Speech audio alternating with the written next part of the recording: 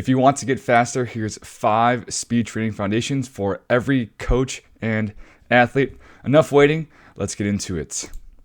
So here are the 5 things. Technique/mechanics matter, 95% or better of your best, time your sprints, bridge the gap, and then I'll give you some actual concrete stuff that you can start doing tomorrow to start becoming faster. And of course, I have to include what didn't make the cut, because how can I boil down such a complex topic into just 5 things? But I did, just for you. So it's very important to have an operational definition and some context for what I mean when I say speed training, because that's going to be the foundation of a lot of the things that I say of my 5 points is coming back to this definition and how are we checking off 1, 2, or many of these components of this definition. So the definition of speed training is as such, defined by my colleagues and I. The training of sprint mechanics, shapes, patterns, rhythms, and maximizing force vectors across starting positions, acceleration, and transitioning to max velocity sprinting that leads to significant and measurable improvements in speed. So our technique and our mechanics for maximizing force vectors. So a vector has a magnitude and a direction. So we hit the ground hits us back, and how do we maximize the angle and the magnitude of that across all parts of a sprint, starting, accelerating, transitioning, max velocity, and of course, significant and measurable improvements in speed. So everything will come back to this. So first and foremost, this is such a long-term play. The amount of messages I get, hey, do you have any tips, any tricks? Can you give me your best 1, 2, or 3 exercises? It's like, people spend their whole lives doing this, right? People spend hours a day, 5, 6, 7 days a week. It's not going to happen overnight. And if it was, I'd be making a lot more money. And if I ever figure it out, I'm definitely going to let you know. And think about how many sprints you've already done with your suboptimal or not as good form, or the form that you want to change. Not only do we have to accumulate the same amount of reps that are better, but then also way more on top of that to ingrain it and make it natural. So the question really is, how do we consistently move the needle over time on this speed spectrum for improved technique, better force vectors? We improve our start, our acceleration, our transition, our max velocity. And then how do we make that actually reflect on the stopwatch, on the timers, on the field, whatever it may be? So how do we consistently move that needle? So number 1 is technique/mechanics matter. And this sounds like a no-brainer, but let me explain. So technique is the form. Think if you were to take a picture of someone when you're sprinting, how do they look? And then mechanics is basically form and forces, so including the force vectors. And of course, technique reduce the risk of injury. Injury happens when forces on the tissue exceed the tissue tolerance, or basically what it can handle. So if our body's in the best position to put the forces in the ground, in the best position to handle those forces, well, we reduce the risk of injury and increase performance. And improved mechanics also just increases the stability of the foundation for the skill of sprinting. And the analogy that I have is when you're playing Pokemon, you fire up your Game Boy, Game Boy Advance, Game Boy SP, DS, whatever you played. And if you can't relate to this analogy, I guess you didn't have a childhood, and I really do feel bad for you. So of course, you make your way through Pokemon at the beginning. You're getting impatient and you look up, Brock, gym number 2 in like Lavender Town or whatever it was. And you can look up on the internet specifically what Pokemon he was going to play first, second, third, what level, and also what the weaknesses were of that Pokemon. So with these hacks on the internet, you can just like fly through these gyms, you know what route to go on, and then you get to the Elite 8, Elite 8, yes, it's been a little while, but I do miss it. You get to the Elite 8 and you're still looking up the trainers, the Pokemon, what level, what moves they're going to use and stuff like that. But because you cheated all those gyms earlier, you hacked the system. Yes, you know what to play, but your Pokemon simply just aren't strong enough. So you can be doing all of the right things, doing all of the right moves to attack their weaknesses, but because you didn't go through that process of leveling up your Pokemon, there's just such a gap and a discrepancy between your Pokemon and their Pokemon You just can't make up the difference regardless of if you're doing all of the right technical plays based on the strengths and the weaknesses. So if we bypass improving our technique and our mechanics as that foundation, we're setting us up for a lot of failure later. But I'll humor you, viewer/listener. Let's say technique doesn't matter. Well, how do we get faster if we don't have to worry about technique? Well, we have to increase our output or the qualities of becoming faster. We have to be bouncier. We have to have better stride frequency, maybe stride length. We have to have more strength. Well, let's say we improve all of those things. We have our 2x body weight squat, even though it's more like 1.7. That's a different rabbit hole. We can jump 30 inches plus. We can do all of those things. Well, then where do you go after that? What happens after you max out those things? Nowhere. That's the hard thing. Because you're adding on all of this ability with such an unstable foundation. So not only do you have no runway to get better later, but also you're just increasing the risk of injury. So with technique mattering, yes, there's even context to this one point, that there is no such thing as perfect technique. And of all of the sprinters, all of the types of sprinters you could imagine, there's stride frequency sprinters, there's stride length sprinters, there's sprinters that have relatively small shapes versus what you would call ideal, is sprinters that have really big shapes. There's sprinters like Michael Johnson, if you've ever seen him run. And at the end of the day, that dude was just fast. Now, would you coach athletes to run like him? Obviously not. But to say that he's a bad sprinter because he doesn't fit into some of those molds and boxes of quote-unquote good technique would be completely discrediting that he was just straight up fast. But if you took every sprinter across the Olympic 100-meter finals and you analyzed their flight time to ground contact time ratios, their shapes in their first step of acceleration, their angle of gradual rise during their transition, I would definitely bet that they are a lot more similar than dissimilar. So just to say that, oh, this one sprinter doesn't do it that way, well, what is the average? What does the most look like? Chances are you're going to have sprinters, athletes that you train, or you yourself are an athlete that is more similar than dissimilar to everyone else. So if we can move athletes towards these big, consistent rocks, but also play into their strengths and weaknesses as well, that's a pretty solid plan, not gonna lie. So if I have an athlete who's a stride frequency athlete, they can just step incredibly fast. Well, I'm going to do drills that emphasize stride length, not to make them a stride length dominant sprinter, but to add some stride length to complement their stride frequency. And if we just take a step back and say, what are our processes of becoming faster based on our definition of becoming faster? Well, first, it's going to be our postures and shapes, aka technique. Then our rhythms and patterns, so kind of comparing and contrasting the big shapes, the longer ground contacts of acceleration, and then going to the transition, the cycling, the really slow or really fast ground contacts, really long flight times and top speed, and then we have output last. So if we can start with the lowest hanging fruit, and if we can get faster simply just by improving our technique, well, why would we not do that? We're leaving the whole world as our oyster later. And we're just cutting ourselves off for this long-term development. Like I said, there's context. Speed development is a long-term play. If we can get faster just by improving our technique, why would we not? We're leaving everything else for later just to help us continue to get faster and faster and faster.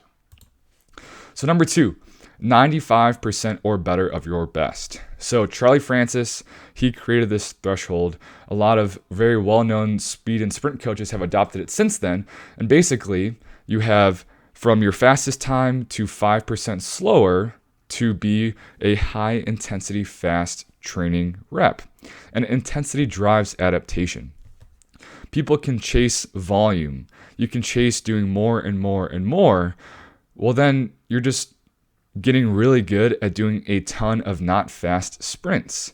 You have to be close enough to your speed ceiling, close enough to your PR, close enough to your 100% to challenge that to then improve it. So the analogy that I have is it's just like working on your golf swing, which I'm very good at and I never slice, but only hitting it 80% distance. So let's do some math really quick. I'm really outing myself here. Let's say my drive is 300 yards, obviously, times 0.8 or 80%, 240. So let's say I'm at the range and I only ever hit it, what did I say, 240? 300, oh, this is so bad.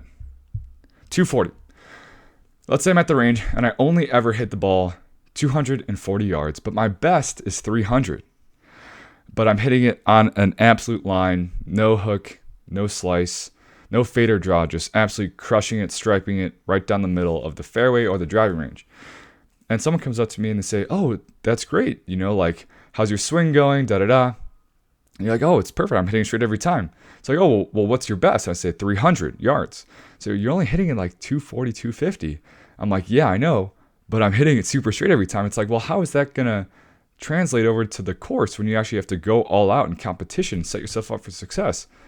I'm like, I don't know, but I'm hitting it really straight now. You have to be close enough to what you're trying to challenge and improve to actually challenge and improve it. Not that you have to hit it every single time, but if I'm at 280 yards, 290 yards, and I'm hitting it straight, that's going to have a lot more transfer and carryover than if I just sit in that 240, 250 range. And what's nice about the 95% is that it's relative.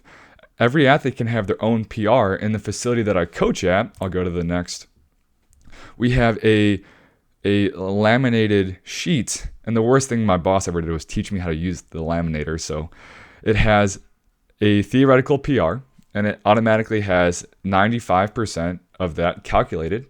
And every athlete, if they know their PR, they go to the wall and they look and they find what is their 95%. And every sprint we do, we try to be between 95 and 100% of their PR, if not more, and set a new PR.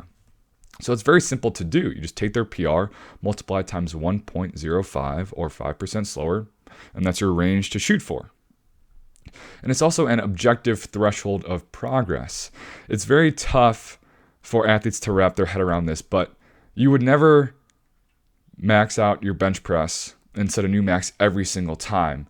But then why do people have this idea in sprinting and speed training that they can, and they're disappointed by PRs? It's just super unrealistic to assume that that's going to happen.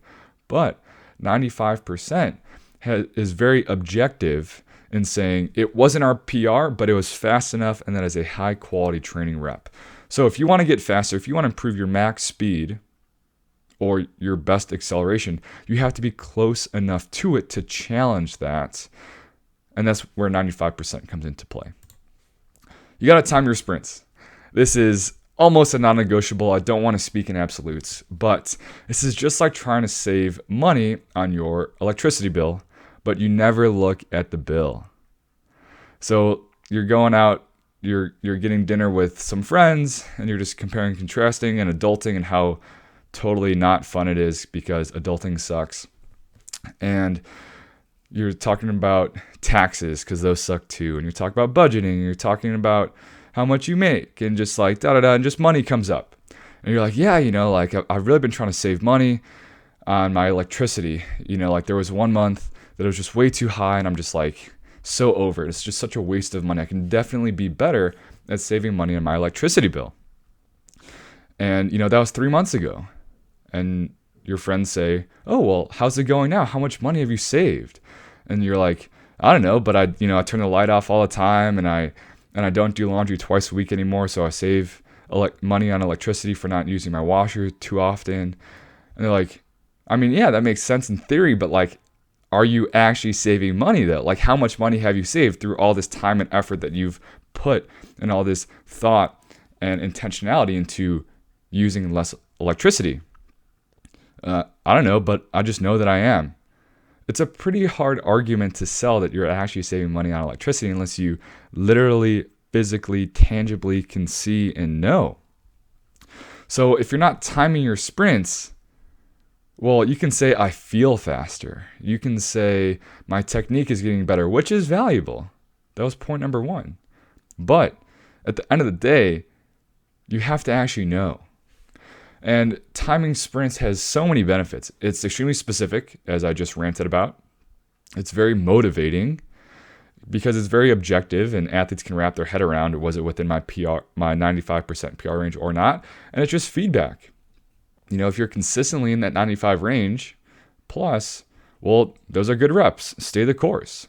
If it's below for a decent amount of time, or maybe like even 2 sessions, I've written an article about this. Well, I'm going to ask more questions. Maybe we should change it up.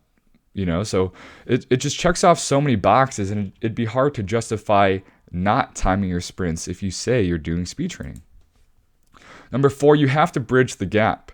So I'll give some examples first, and then I'll explain kind of the details and nuances. So whenever you're doing speed training, if you're doing top speed focused work and drills, you can do your overspeed, your hurdle/wicket runs, but you have to bridge the gap by doing actual fly 10s after. And if you're doing acceleration, you can do your resisted sprints, your push-up starts, your whatever it may be, but you have to bridge that gap doing short 10, 15-yard races or timed 5:15s, which is our main acceleration test that we do. Or if you're doing agility training, you can work on those change of direction skills, but you have to turn that into agility by doing tag games, by doing reactive tennis ball throws and catches, or by doing partner mirror drills. And the point of this is we can improve the ability of being fast. Does our body have the capacity for fast outputs? But the skill of being fast is doing that very well, basically whenever and wherever. If I had to compare and contrast those definitions, because language matters. And those definitions are definitely a little bit more similar than I planned. But ability is basically the capacity to do it, but the skill is being able to consistently and highly execute it. But when is that skill being required?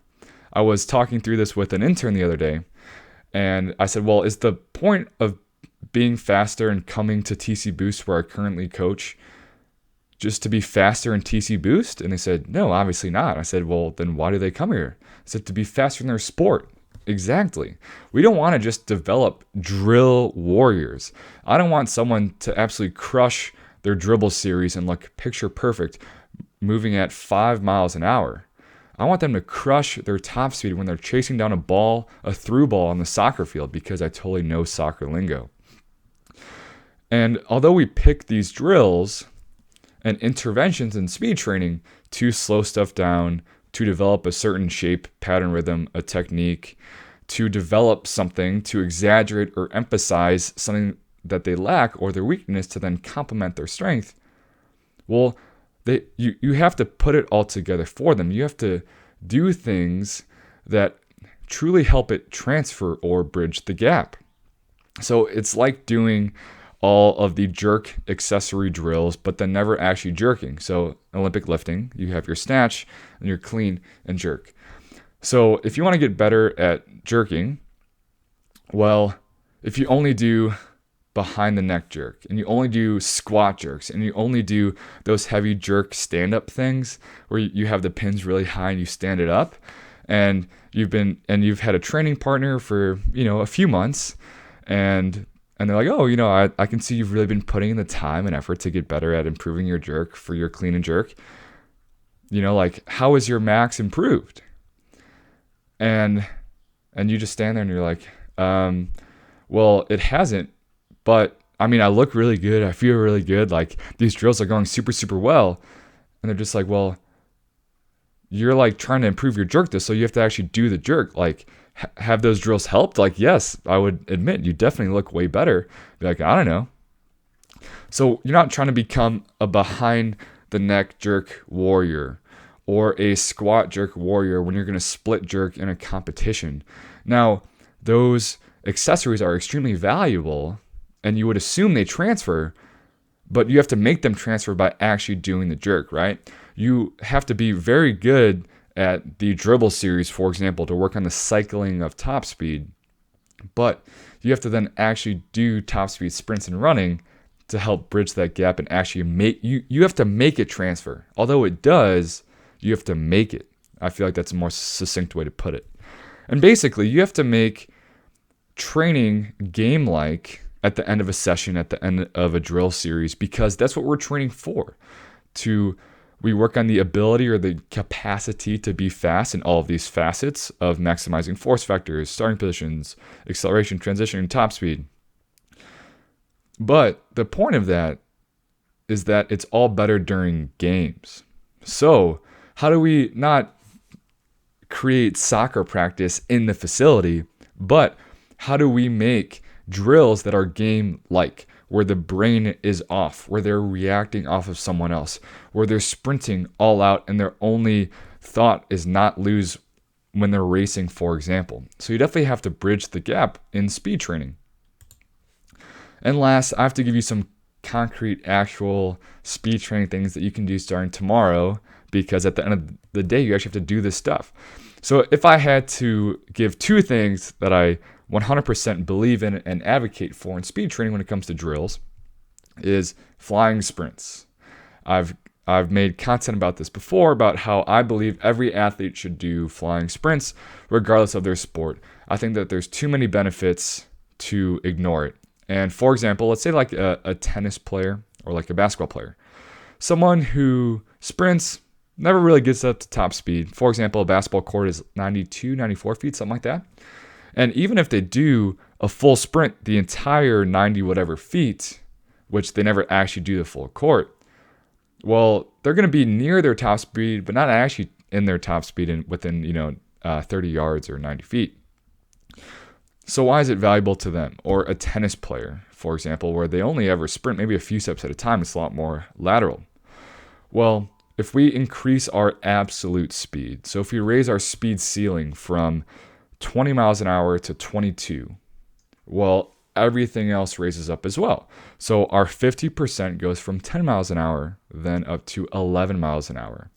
So for example, if that tennis player is taking 3 steps and they get up to, let's say 50% of their speed in those 3 steps, well, they just got up to 11 miles an hour instead of 10. Or for example, if getting to that one ball only requires them to get up to 10 miles an hour, well, 10 miles an hour divided by 22 is less of a percent. So to reach the same speed, it's consequently easier, more economical, and they won't use as much energy. And that's where the speed reserve comes in. If you have more of a gap between what's required of you and your speed ceiling, the reserve, well, you can do the same things as before. It's just going to be easier. And the benefits of ankle stiffness, hamstring strength, and health is just too much to ignore. And it's the fastest thing that the human body can do. So there's nervous system benefits to challenging the body's nervous system. Going back to the 95% plus point number 2. And the nervous system is used in every part of sports. So why would you not want to challenge the nervous system? It's just a different new stimulus. And so that would be for top speed running. And for resisted sprints, I think getting up to a 50% VDEC, a 25% VDEC, even a 10% VDEC for your contrast work, I think that there's just too many benefits to resisting a sprint for the sprint-specific strength, for the ankles, the hamstrings, and it just teaches too many big rocks of acceleration that are hard to replicate or get a lot of volume in otherwise. So I always say that the heavier you resist a sprint, the closer to the beginning of the sprint you are replicating. So if I'm doing a 50% VDEC, velocity decrement, or where the load is making the athlete run at half their speed, even with all-out effort, well, then I can get 10 yards working on those first few steps, as opposed to just a few steps of working on those few steps, if you're following me. So to teach that aggressive body angle, the just aggressive nature of acceleration and the big shapes, the big aggressive arms and elbows and knees, I just think there's too much benefit to ignore and not do resisted sprints. So here's what didn't make the cut. Lifting, big sad, not big sad, that's later. Rightfully so, lifting did not make the cut. Now, it's not to say that it's not valuable, but it didn't crack the top 5. And here's an example. So I was doing a workout in TCBoost, and an intern was watching me, and I was just doing like hang snatches. And they said, whoa, that's what a snatch is supposed to look like. I see all of our high schoolers do it, and they listed a few, and they said, it just doesn't look snappy. It doesn't look athletic and coordinated, and it's just very awkward. But like, that's how it's supposed to look. Now, I'm bigger, I'm stronger, I've been doing it for longer. But the same kids he was referencing are faster than me.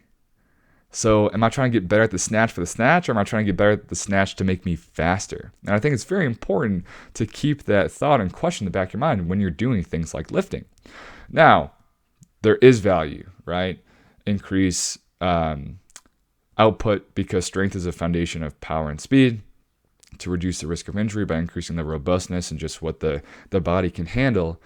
But does it transfer? What's the end goal?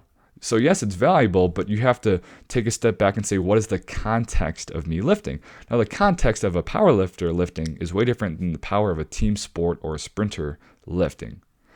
Jumping did not make the cut, rightfully so. And this is an example I gave on another podcast I was on not too long ago.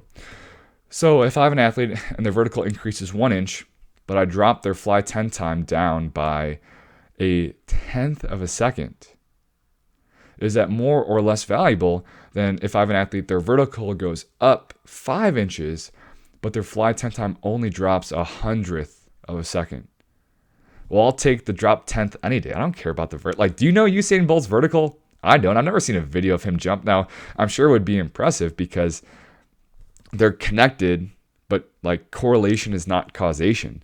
So the example I also gave was, we jump every day and we measure it, but we do it to prime our speed work later, to finish our warm up and get the body really fast and bouncy and explosive, not necessarily to directly get better at jumping. So there's always context. And last, rest periods did not make the cut. Big sad. This is an actual big sad, because it is important. And this ties into the 95% principle. You have to be intentional about your rest periods to be recovered enough to run fast enough, 95% plus, to actually get that stimulus. So when athletes are jogging back, when it's a 1-to-1 work to rest ratio, you're just not setting yourself up for success to get high quality speed training. So the general rule of thumb is 1 minute rest for every 10 yards sprinted. So if we're doing a 5:15, where the athlete starts on the 0, the first laser is 5 yards away and the second laser is 15 yards away. Well, this is in general a minute and a half rest. So if my athlete is going, they do their sprint, they kind of slow down. When they turn around and start walking back, I'll start my watch. Or if we're doing a fly 10, although it's 10 yards, it's not actually 10 yards. You build up and you sprint maybe 15, 20 yards. So that's about 2 minutes plus rest. So being intentional about those things takes a lot of guessing out of the equation. Is my athlete actually below 95%, or are they just not recovered enough? So I think rest periods are definitely valuable and don't get as much credit as they probably deserve. So thank you. Good luck, run fast, and I will see you next time.